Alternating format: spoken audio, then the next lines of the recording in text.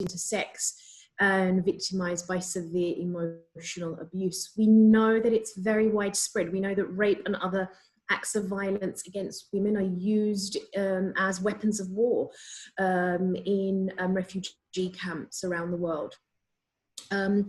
We also know that over half of all female victims who have been murdered are murdered by a current or a former partner. And because of gender-based violence and discrimination, we know that the world is missing more than 100 women, 100 million women and girls. Now, we know that that violence takes multiple forms, and I'm going to try very briefly to talk about each one of them. And I'm going to focus a little bit more on some types, but it's intimate partner violence, it's female genital mutilation, it's forced early marriages, femicide, and trafficking, just so you get a picture in your mind as to what I am talking about when I say gender-based violence. Now we know, and this is again the World Health Organization's map of the prevalence of violence between partners, so what we call intimate partner violence. And you can see 1 in 3 women report it, and this is based on geographical region. You can see it's prevalent all over the world. Now let's look at some of the patterns of violence against women. Now, a lot of the time, and I don't think it comes from a bad place, but a lot of men say, but you know what, why do you call it gender-based? Why do you make it about gender? A lot of men receive abuse as well. And I say, yeah, you're right. Men can and do experience abuse. However, the format of it is generally a lot more different, and it's a lot more prevalent within towards women. When we look at the patterns of violence that men experience, men are more likely to die as a result of conflict, either by strangers in an act of violence or by suicide.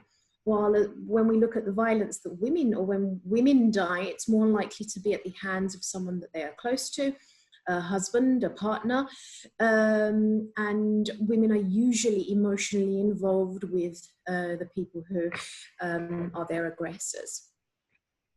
So, okay, I think now that we have a general understanding of what this is, let's talk a little bit what gender-based violence is. Let's talk about how it's related to the gender system.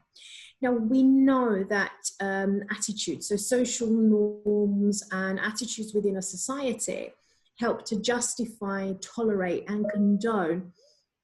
Let me make sure my email's closed so you don't have to hear that again.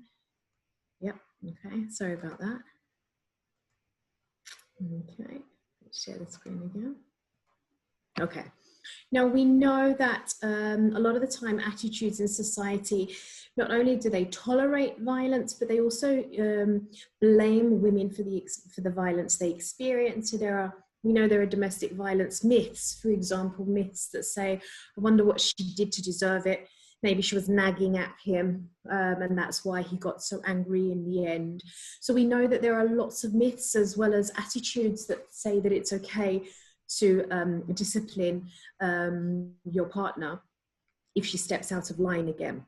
And these attitudes usually stem from traditional beliefs that view women as subordinate, and they often see women as men's property, and that it's a method that men are entitled to use to control their women.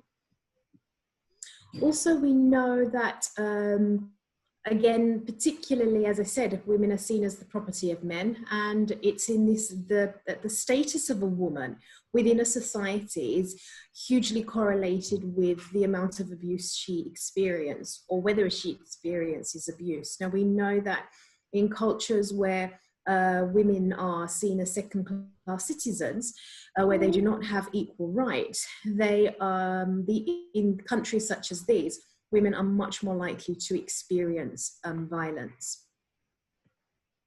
Again, unfortunately, we know that also the legal system doesn't help, and that we know that in many countries the legal system often ignores acts of violence against women.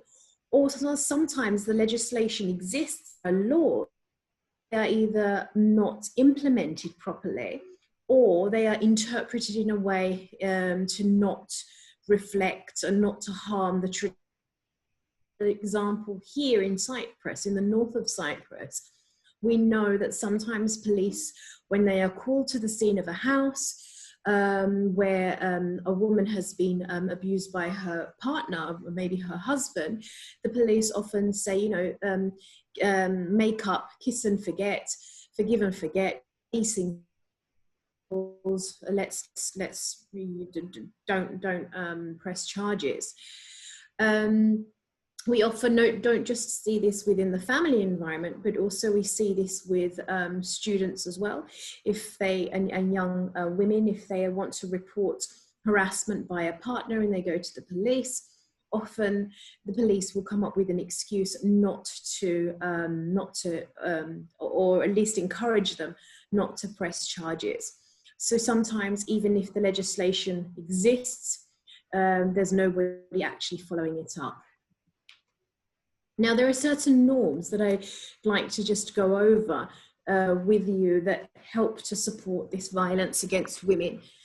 For example, some norms in some societies, and what I usually do is I get you to, my students or whoever I'm giving the presentation to just read these norms and see what actually applies in your culture. I'm sure you're going to find things that you're going to say, you know what, this norm is definitely prevalent in my culture.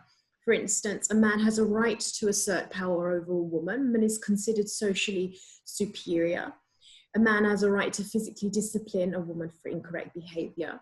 Physical violence is an acceptable way to resolve conflict in a relationship. Sexual intercourse is a man's right in marriage. A woman should tolerate violence in order to keep her family together. And there are times when a woman deserves to be beaten.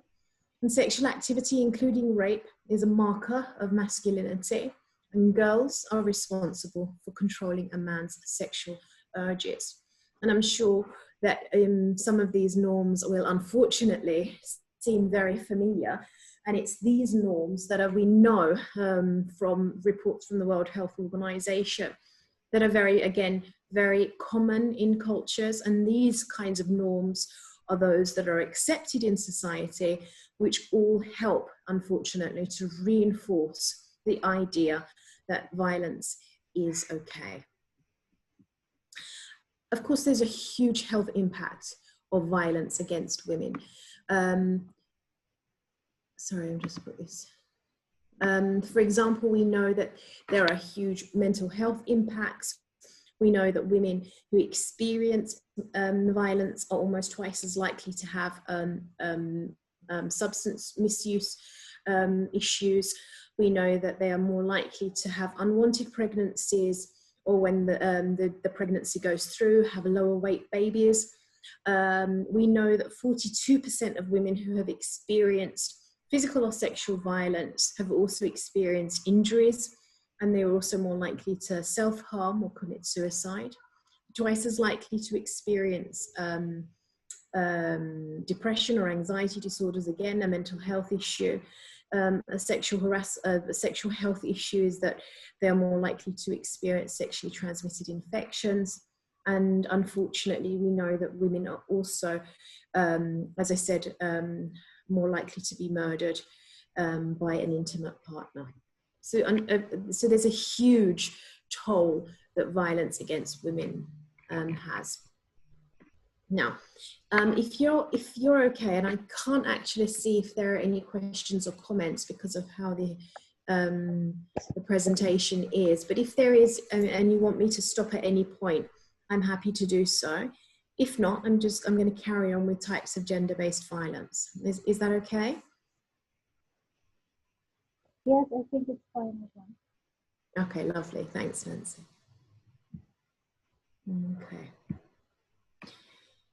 Okay, so we know that one of the common, unfortunately, types of gender-based violence is rape.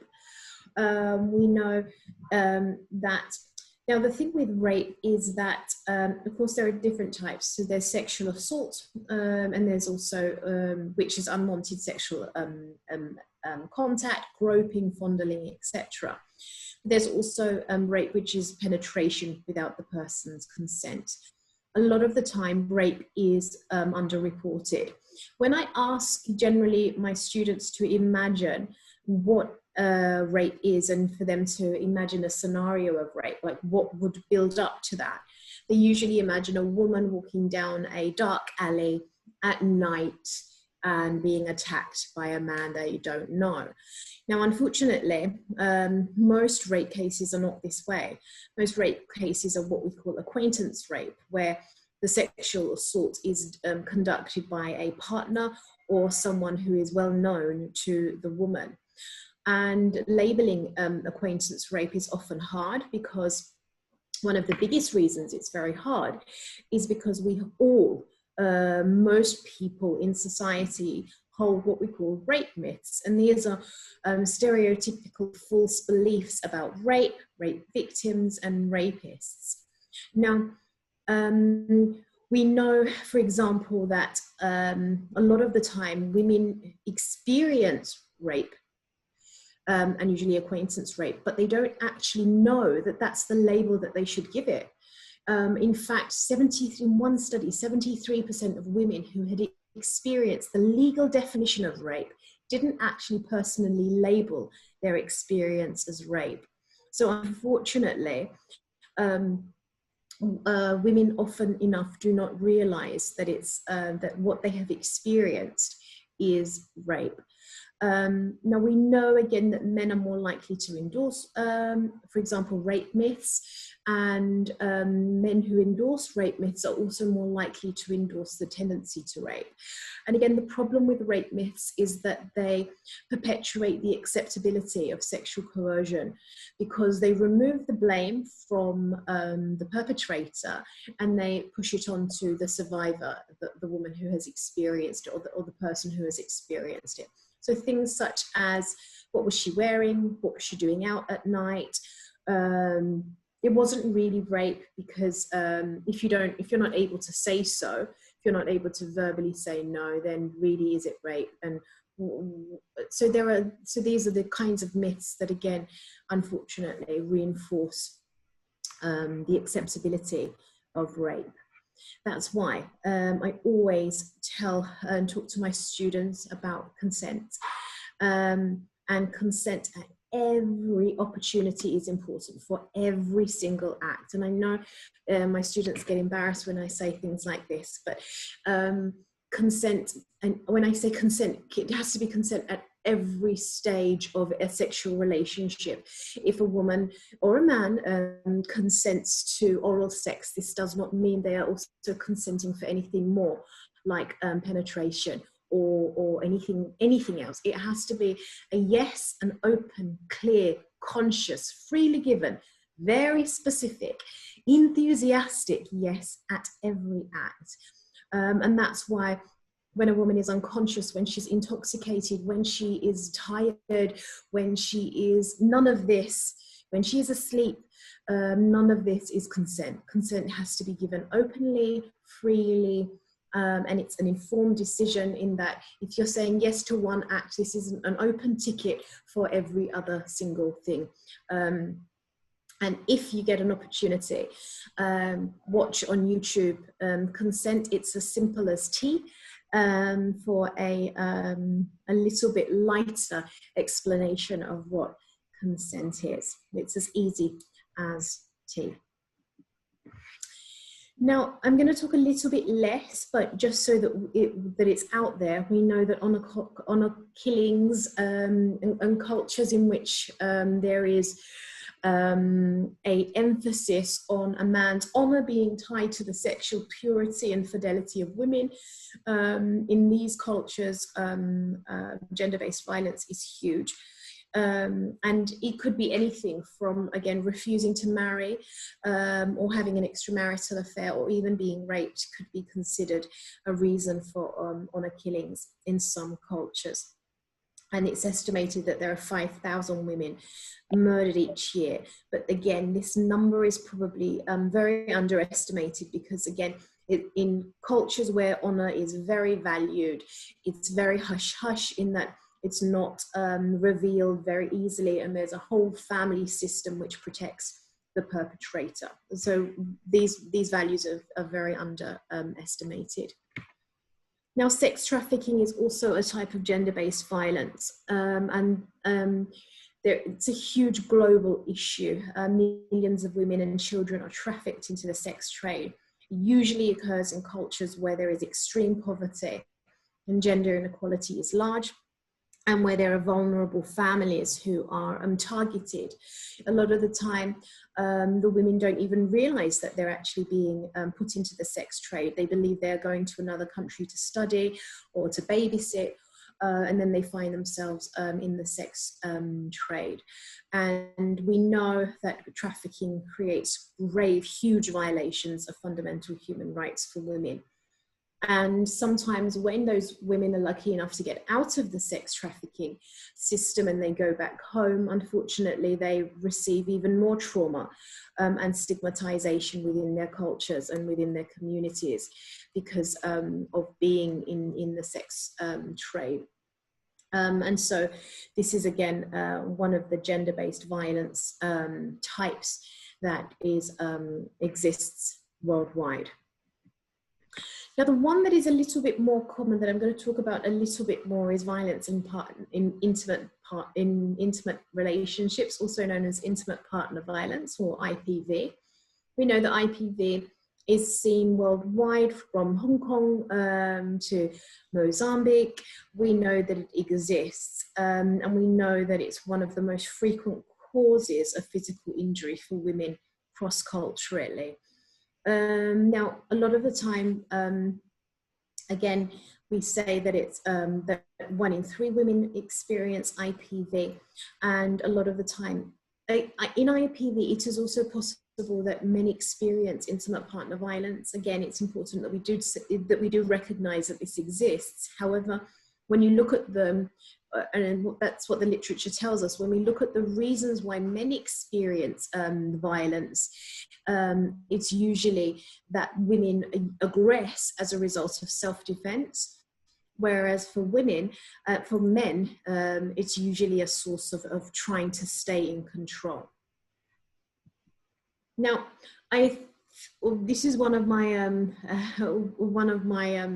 aims with doing such talks, is to teach my students and whoever happens to be listening what types of violence within intimate relationships exist, because a lot of the time, unfortunately, we don't label our experiences as violence.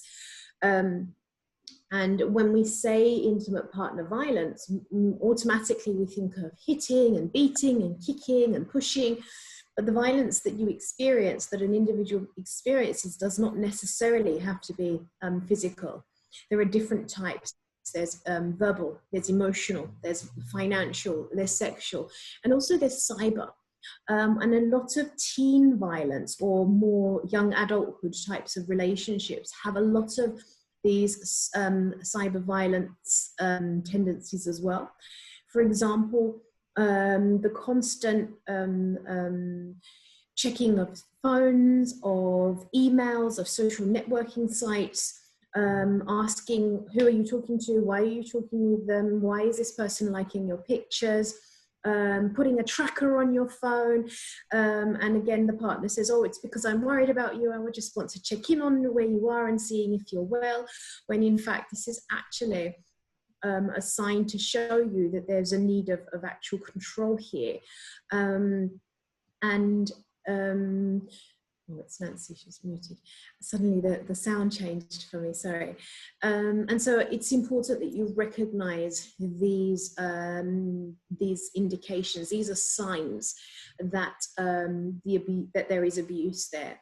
And I love the hashtag love shouldn't hurt, because it really shouldn't. And what starts off as these seemingly innocent pressures and reducing contact with other people, and why are you seeing them? You don't need to see them. When are you going to be home? Why aren't you home yet? Text me when you get home. 50 messages until you've got home. All of these are actually actual warning signs. Love doesn't equal jealousy either. Unfortunately, in cultures like ours, in collectivistic cultures, we have this, you know, if the person loves you, then they're going to be a little bit possessive. They're going to be a little bit jealous. It's what men do. It's okay. It's not okay. Love shouldn't be possessive. Love shouldn't be controlling. Love is freely experienced by consenting individuals. So if you see these warning signs, do make a note of them. And there is also a very more extreme form of violence in intimate partner relationships, which is also called patriarchal terrorism, where the violence is escalated to the extent where a woman feels totally disempowered and cannot fight back at all. And a lot of the time in the cultures where patriarchal terrorism and intimate partner violence exists, there's what we call the power and control wheel, where any form of violence is used, whether it's using economic abuse or using coercion or threats, using intimidation, such as saying that you're going to, that the partner's going to show inappropriate pictures online or send it to their family, or also using emotional abuse. For example, belittling in front of friends, making derogatory comments, playing mind games and saying, no, it's you, the problem is you, there's nothing wrong with me, I'm the normal one. And so there are, if you take a look at the power and control wheel, you can see how many different methods of abuse are actually used. It's very disheartening. Now, one question I often get, and that's why I feel I need to put it in a slide, is why don't women just leave relationships like this? Why don't they just walk away? One of the biggest reasons, now there are several reasons, there's been lots of research that shows that women find that they can't leave either because they have no money, they have no job, they have no safe haven. As part of the abuse, usually what happens is they are socially excluded from their environment, from their families. Their family ties and ties with friends are slowly cut off by their partner, to the extent where they have nowhere to turn. If they have children, they have nobody who will take after and look after the children.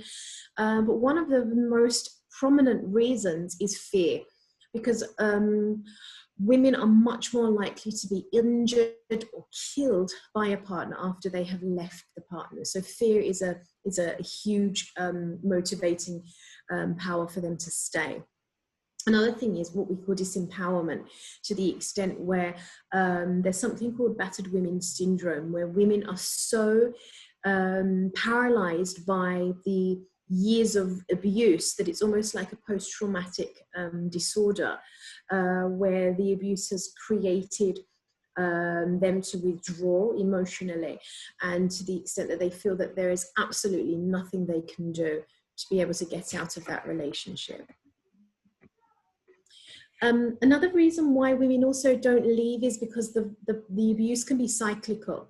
Cyclical means that there are periods in which it happens in a cycle where, for example, here is what we call the acute explosion. So this is when the abuse happens, the violence happens. Either it's whatever violent act that occurs. And then what happens is the partners go through a honeymoon period where the perpetrator says, I'm sorry, buys flowers, says it will never happen again, promises to go into therapy, and there's a lot of crying, there's a lot of emotion, there's a lot of promising, in which the woman is tempted to believe that this is the last time and things are going to get better.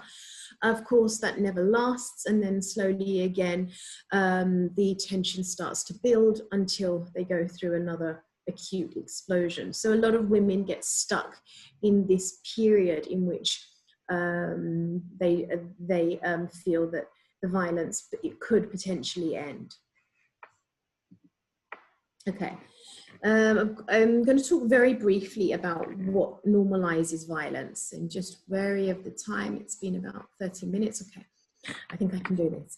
I'm not going to talk about in detail what normalizes violence, but there are a few things that always bother me, and I feel like it's necessary that I talk about these a little bit.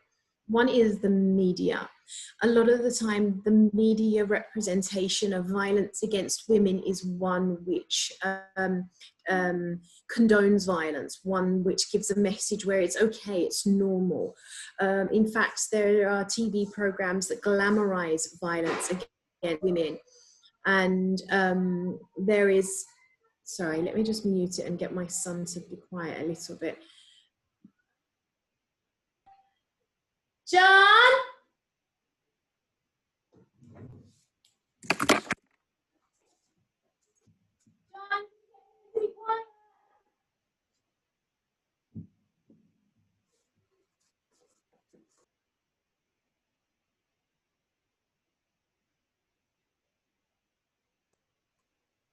Sorry, he's 5 and he doesn't really understand a webinar. So sorry about that. So a lot of the time, because we are exposed to media violence, which treats women as objects and which glamorizes violence against women, it often desensitizes people towards violence against women. We see women in also video games that are often consumed by men, women in women again seen as shown as sexual objects, where women are seen as for example, Grand Theft Auto, where you can have sex with a woman, then kill her and get your money back, are all ways in which we objectify and we normalize violence against women. I think it's important to, let me talk about that when I move on from this, okay? Now, another way is the way in which the media and media news outlets portray violence against women. For example, in the US, a man rapes a woman every 6 minutes. In the US, a woman is raped by a man every 6 women. In the US, a woman is raped every 6 minutes. So you go from a very active voice where the perpetrator is clear, it's a man who is doing the raping, to a very passive explanation where a woman is raped by whom we don't know. And you can see that and a lot of the time, unfortunately, this third sentence is the way women of rape and violence against women is shown in media outlets, where the focus is fully the survivor, the woman, and she is to blame. You start, when there's no perpetrator, there's no man in this sentence, you start to think your focus is fully on the woman. So what was she doing? Why was she there? What was she wearing? Was she drinking? So of course, again, these are rape myths which are feeding our blaming the victim or the perpetrator. And again, the more you do so, the more you move away from the male, from the perpetrator, and instead focus on the woman. The best example to this is this very the recent case where this guy, Brock Turner, who was a swimmer at Stanford University in the US, sexually assaulted an unconscious woman, and yet the media portrayed him as an all-American swimmer. And none of them used his mugshot, for example. You saw pictures of him with his white face and his the blue-eyed boy, who was just the neighbor next door. And again, of course, that starts to make you think of what was she doing? Why was she unconscious? She was probably drunk anyway. So these are how not to do it. The last one that I'm going to talk about is pornography. And we're not talking about erotica, which is where you can watch adult themed films. Couples often do watch these films, and that's perfectly fine. You can do what you like in your own time. But I'm talking about themes that have sexual violence against women. That's the kind of adult film consumption that can be linked to aggression towards women. Now, 3 things I've talked about: video games, the media, and pornography. I think it's really important that I say that this doesn't mean that if you watch porn, or if you watch violent TV, if you play game Grand Theft Auto, that you're going to go out and rape a woman or be abusive towards a woman. Absolutely, that's not the message here. The message here is that men who already have violent urges, and children who are in the growing up phase of learning and discovering their world, become desensitized when they see such images of women. And it can definitely be correlated with attitudes that support violence, especially the myths that we spoke about. Now, what I'm going to do is I'm going to skip the part of North Cyprus, but I just want to let you know that I've done personally a lot of work in intimate partner violence in the north of Cyprus with Turkish and Turkish Cypriot youth, and we know that it's very, very common. We find, for example, particularly that youth who believe in traditional gender roles are more likely to be supportive of using violence and violent tactics within their relationships. As I said, I have a number of master's students who have conducted their theses in this area, and we find that it's very prevalent. Briefly, I'm going to just tell you a little bit about what COVID has done, and then I'm going to talk a little and end it really. We know that the pandemic has deepened any existing inequalities, and particularly for women, that's been seen in the areas of economy, health, unpaid care work, and gender-based violence. We know that because since the outbreak, that the amount of violence against women worldwide has intensified. We know, for example, that helplines have received 5 times the amount of calls than hotlines were getting prior to COVID. We know, for example, that as a result of the lockdown, women and family members are spending more time in close contact. There's the additional stress of financial issues as well, and this has led to a lot of women not being able to have basic needs and services. And so it's exacerbated conflict and violence within homes. Perpetrators are using COVID restrictions to their advantage by, for example, reducing their access to services, to help, to psychosocial support. There's even reports worldwide of them preventing women from using sanitizing items such as soap and hand sanitizer, or even misspreading wrong information about the virus. And of course, because of all of this, women are having less access to key resources. They cannot leave the house in places where lockdown has occurred. For instance, we first saw that there was a decrease in the number of calls that were received at helplines, whether it was in Italy or Cyprus. Clearly, women were not getting access because they were at home with the perpetrator, and they just did not have the access to these sources. But now we know worldwide that, again, there's 5 times more violence going on. What countries have done around the world is they have increased shelter capacity, they have created alternative accommodation, they have set up funding for women to support them. For example, in the UK, one television host wrote down the number of a hotline on her hand and read the news with the hotline on her hand, so that abuse victims could potentially be able to get contact. with the police if need be. And pharmacies also, for example, in Spain, they had a code message. When a woman went to the counter with that code, they knew that to call the police and have women taken into shelter. Now, what can we do to end violence? I think I'll talk about this for 2 minutes, and then that should be 40 minutes. Now, one thing we definitely have to do is tackle attitudes towards women. As long as women hold this second-class status within within the household and in the country and in the world, as long as this hierarchy and this patriarchy exists, violence is unfortunately going to be inevitable. So we need to enhance equality, and the way that we can do that is by removing any barriers that prevent women from getting into economic or equal pay, and financing, and allowing them to have equal rights. This is also within the home. We know that women, I haven't spoken about that at all, we know that women carry the burden at home, whether it's unpaid, what we call unpaid care. They are the care workers within the house.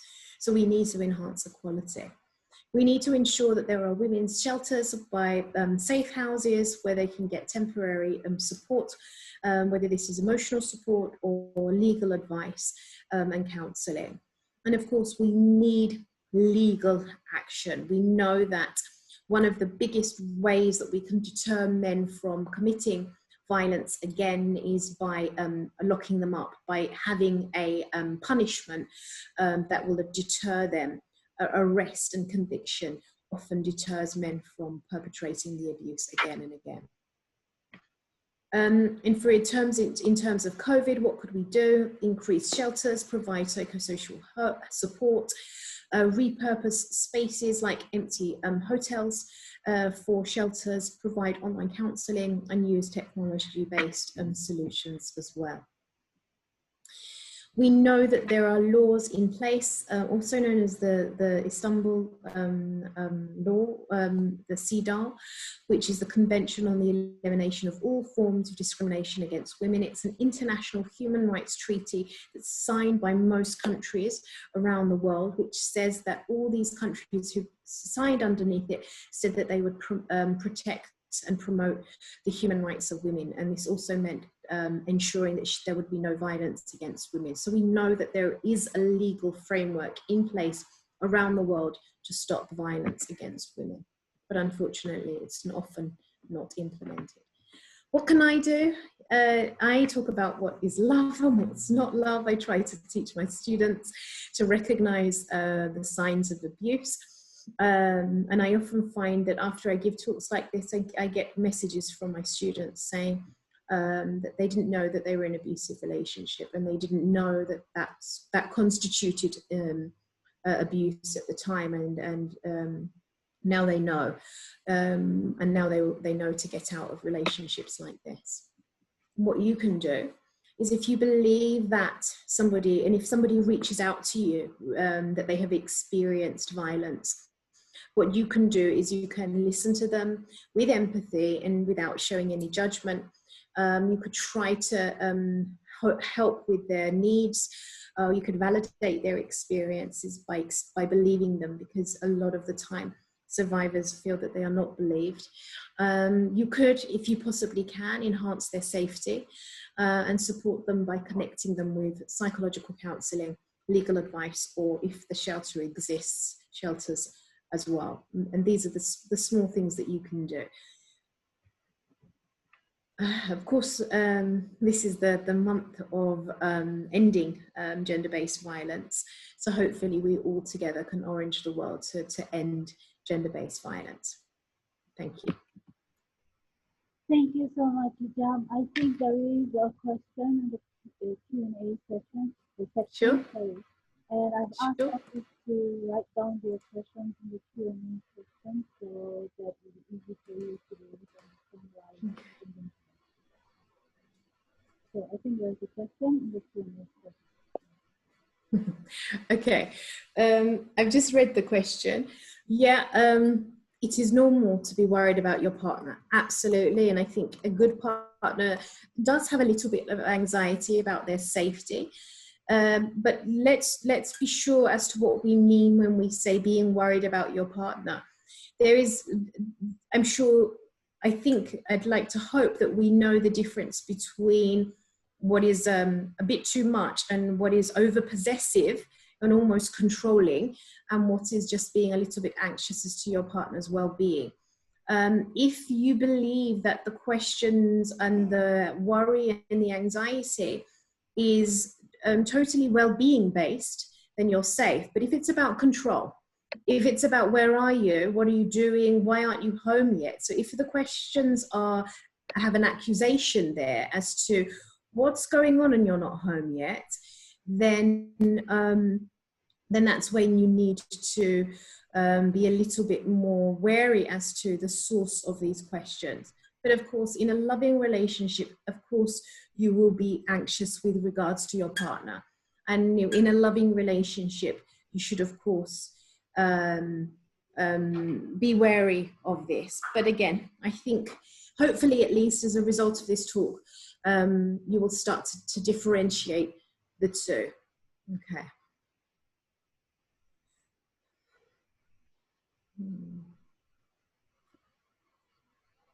Okay, so 2 questions from Ashraf. Hi, it's lovely to speak to you in this way at least. Let me start with the first question. How do we fundamentally erase this problem from the roots? Obviously, there are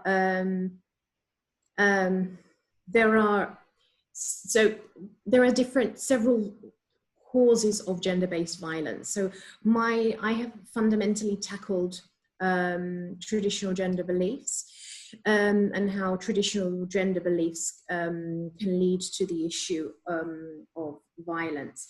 But of course, there are several other factors that might play a role. I personally believe one of the ways that we can tackle this is via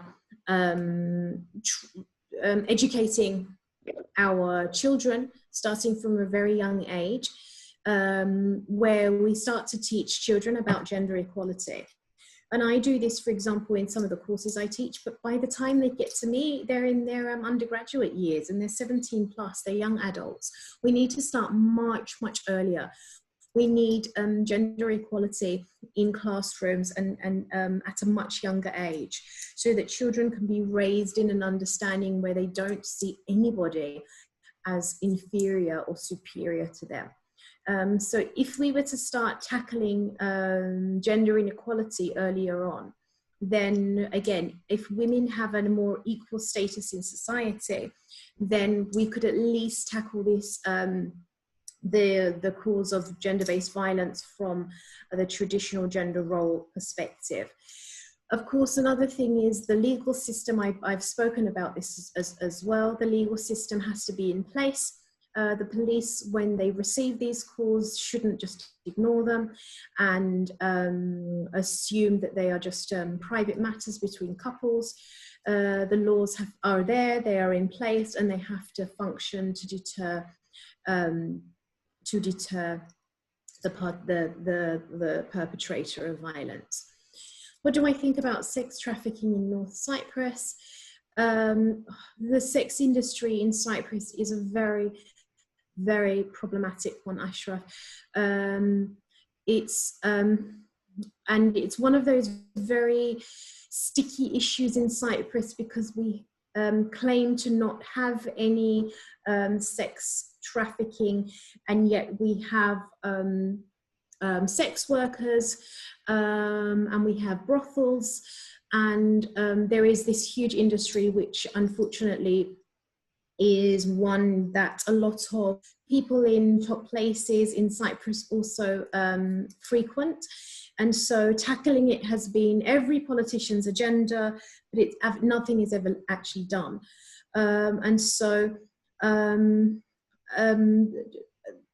It's one thing that we have to tackle at a more governmental level. But I don't see any initiative. A couple of years ago, they did this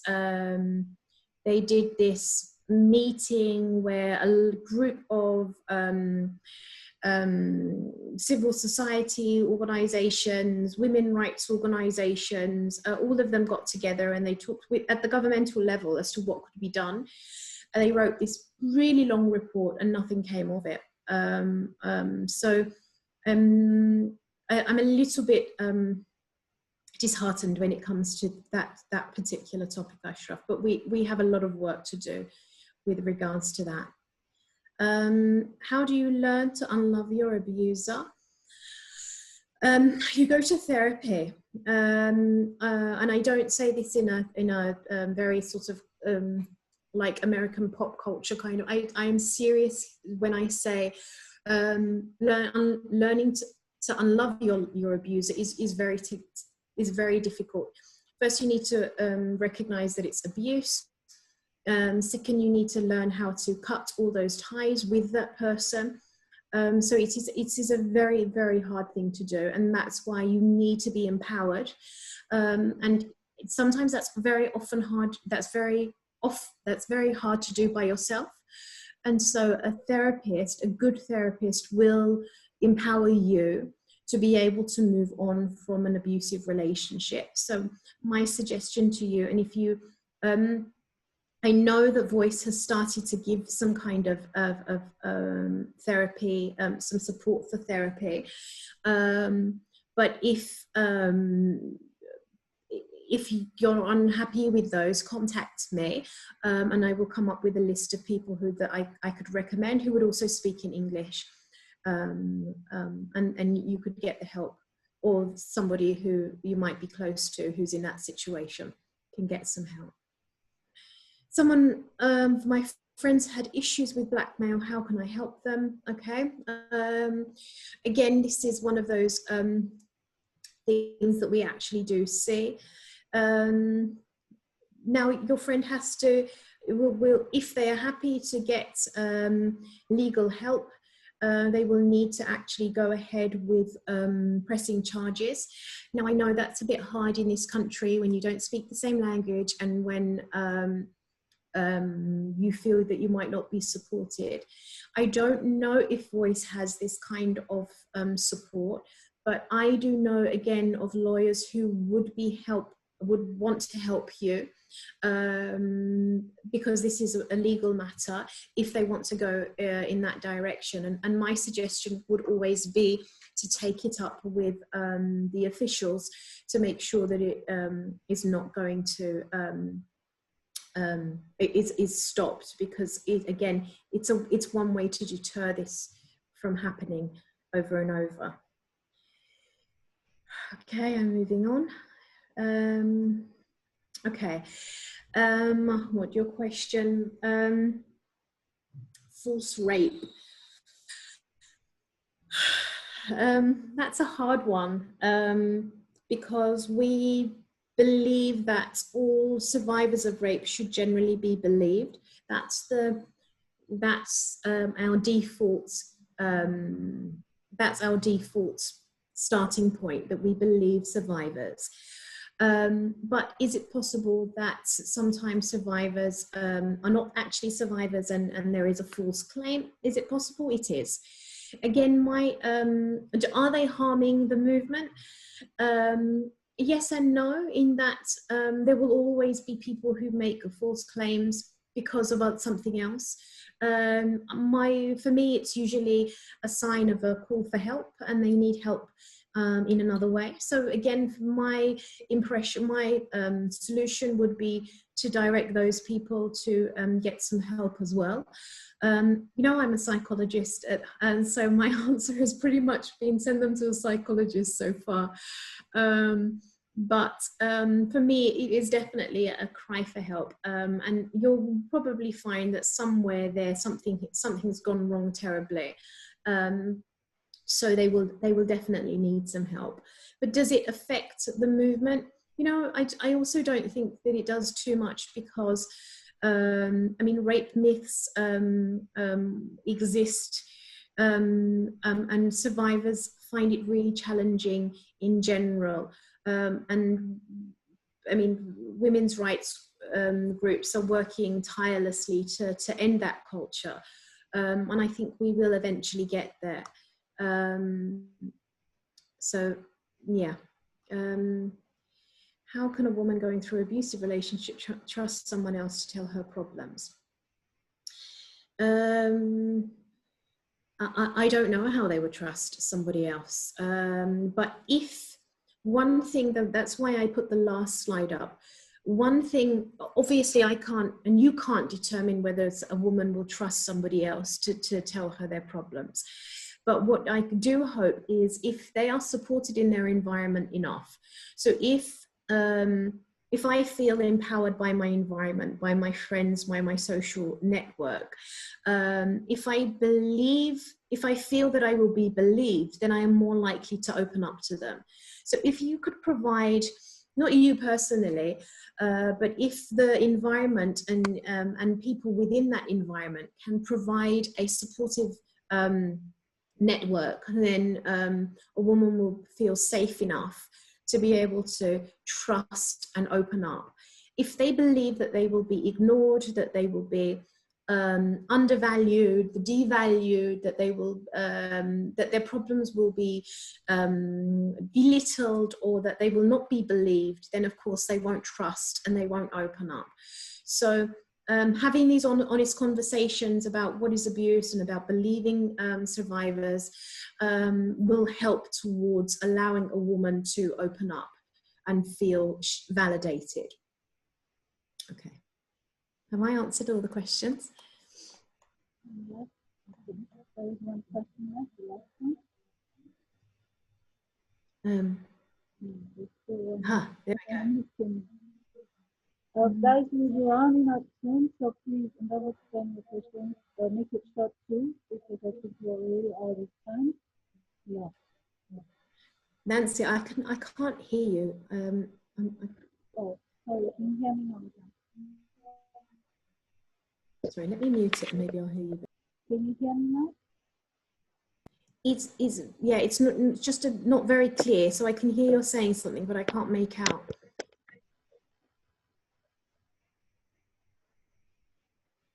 There's just one more question. Shall I answer that? Yes, go ahead. Was that a yes? Yes. Okay, lovely. Okay, sorry, Nancy.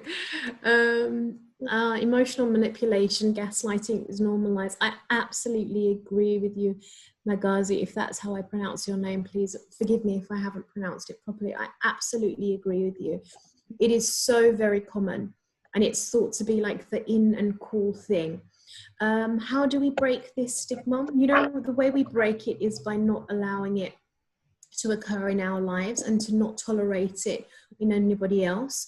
So within your friend group, I mean, you can only control what's around you. So if I was to say, like, let's end this culture altogether, it would be too much of an assertion. What you can do is within your own environment, within your own friendship group, make it very clear that these are not good ways of dealing with people. Anything that manipulates another person, anything that upsets another person is actually abuse. And there's nothing pop about it. There's nothing cool about it. One, making it very clear that you're against this, and that you would never allow this to happen, and you would never do this yourself. And two, again, making this belief of yours very vocal, because the more we talk about these things, the more we change the narrative about it, the more we challenge these norms. And I think it's really important that, I don't know your age group, but I'm assuming young adults, the more the young adults come out and say, no, we don't tolerate this behavior, this is unacceptable, the more you break this norm of it being the cool and hip thing to do, the less likely it is to happen. And then women and men who experience this will also say, no, I'm not happy with this. You've gaslighted me once, that's it. I won't tolerate it again. So it's really important that you have these conversations in your friendship groups, and that you are very clear that you will change the narrative in your environment, in your social network. Yeah, good question. These are all wonderful questions.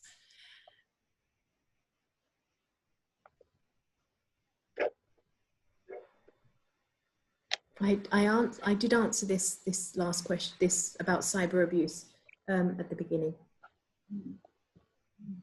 Can you hear me now? Okay, lovely. Oh, all right. Guys, I think we have come to the end of the session. I don't know if you guys can hear me properly, sorry. But in case you do have more questions, you can forward those to me, and I'm going to email them to Ujam, and she can always give you a response to these questions. And Ujam, I really want to thank you so much for taking out time to do this incredible presentation. I learned so much from this today, so I really appreciate it. Thank you, Nancy.